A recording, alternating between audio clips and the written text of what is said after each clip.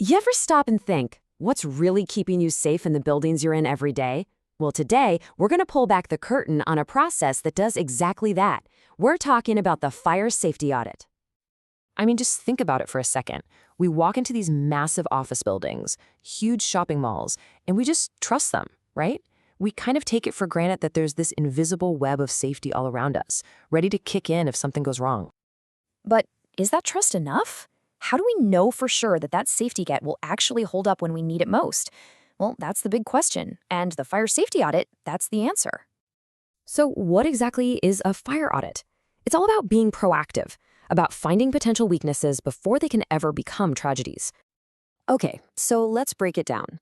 The official definition calls it a systematic evaluation, which sounds a bit dry, right? A much better way to think about it is like a total health checkup for a building. The goal is to find any potential issues and make sure everything is not just working, but is also up to code. And believe me, this isn't just someone walking around counting fire extinguishers. Nope. A real audit is a 360-degree look at the entire safety ecosystem.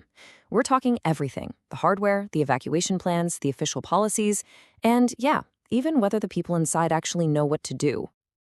So, what's the end game here for the auditors? Well, their goals are pretty straightforward. First, they're hunting for hidden dangers. Things like overloaded outlets or flammable stuff stored where it shouldn't be. Then they check all the existing safety systems, make sure the building is following all the rules, and this is key. They lay out a clear plan to fix anything that's wrong. So, how does an audit actually work? What's the process? Let's get into the investigation.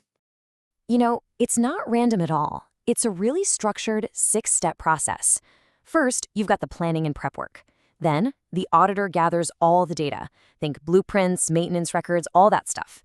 Then comes the hands-on part, the physical inspection and talking to the staff. After all that, they analyze everything to find the gaps. And then, finally, they put it all into a big report with their recommendations. And this whole thing isn't just based on someone's opinion. It's all backed up by a solid legal framework. You've got municipal acts that control how buildings are built in the first place. Then you have fire acts that give officials the power to enforce safety. And at the ground level, you have specific codes and practices that spell out exactly what's required. This whole structure has a kind of fancy name, a techno-legal regime. Sounds intense, I know, but all it really means is that there's a clear top-down system. It makes sure that every audit is consistent and based on rules that actually have teeth. It creates a chain of command for safety, so there's no confusion about who's responsible for what. Okay, so the auditor is on site. What are they actually looking for? This is where they put on their detective hat, searching for clues that tell a story about a building's safety or its risks. First up, and you could argue this is the most important thing of all, the means of escape. Bottom line, if a fire starts, can people get out? And can they do it fast? And this gets really specific. We're talking, are the hallways and stairwells totally clear? Like no boxes, no random furniture, nothing blocking the way. Are the exit doors unlocked, easy to open? Are the exit signs lit up with battery backup so you can see them if the power goes out? I mean, these are the little details that literally save lives. All right, next on the checklist is the building's early warning system. Because let's be real, you can't escape a fire if you don't even know it's happening.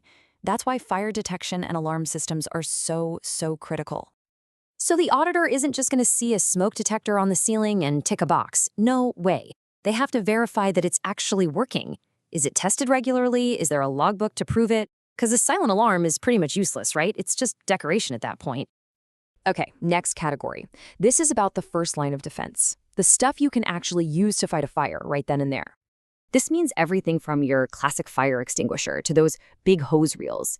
The auditor is going to check, are they the right kind for the potential fires in that area? You need different types for electrical fires versus paper fires. Are they charged up, inspected, and can you actually get to them easily? But the audit goes way beyond just the obvious hardware. They dig deeper. They'll check the building's electrical systems to stop fires from even starting.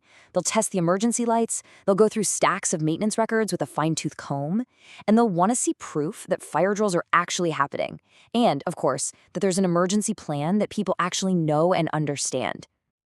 All right, so the investigation's done. All the clues have been gathered. What happens next? This is the crucial part, turning all those findings into action. The final verdict comes in a detailed audit report. And it's not just a simple pass or fail, it's a full breakdown. It lists every single thing they found, gives each issue a risk rating, like is this a fix-it-now problem or a fix-it-soon problem, and most importantly, it gives a clear action plan with deadlines to get everything sorted out. And really, that's the whole point.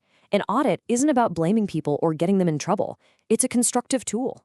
It doesn't just say, here's what's wrong. It says, here's what's wrong and here's the exact roadmap to fix it. It's all about making the building safer for every single person inside. So, at the end of the day, an audit gives you the blueprint for safety, but a plan is only as good as the people who follow it. Real safety is about what happens every single day. So the question I want to leave you with isn't just for building managers, it's for all of us. The next time you walk into a building, maybe just ask yourself, is this place really prepared?